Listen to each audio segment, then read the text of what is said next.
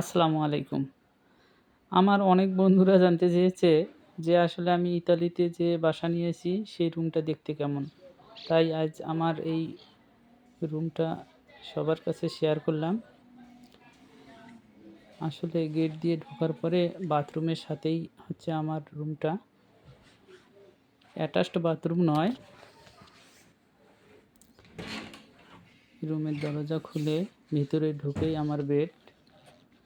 এটা আমার বেড। এই পাশে আমার এক বড় ভাই থাকে, জাহিদ নাম, জাহিদ ভাইয়ের বেড। একটা করে বেডের সাথে একটা করে পকেট আছে অবশ্য। এপাশে ওই জাহিদ ভাইয়ের বড় ভাই থাকে, আপন বড় ভাই, তার বেড।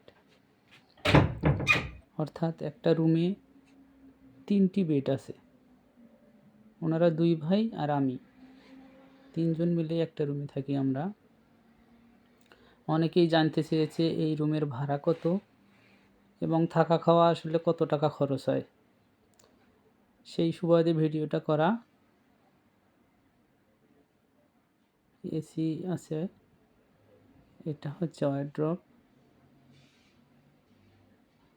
এটা আমার বেডের সাথে যে পকেট থাকে, এটা আমার বেড। আসলে ইউরোপ মানে যে ব্যয়বহুল খরচ তা নয়।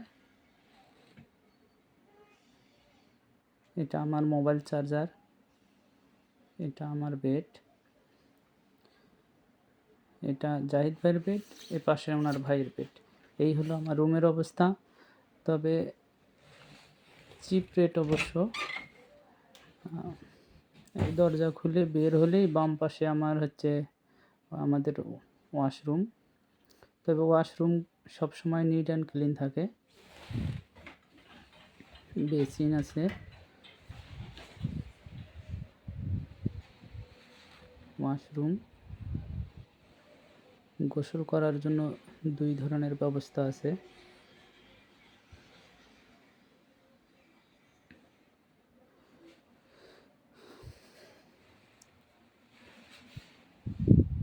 তো মজার বিষয় হচ্ছে ভেন্টিলেশন থাকে ছাদের উপরে। ছাদের উপর দিক দিয়ে আমাদের 4 তলায় আমাদের বাসা। উপর দিক দিয়ে ভেন্টিলেশনের লাইন করে দেওয়া, যাতে আলো বাতাস প্রবেশ করে আর কি। বেসিনটা অবশ্য খুব সুন্দর। আমি আসলে আজকে সকালবেলা উঠেই ভিডিওটা করলাম।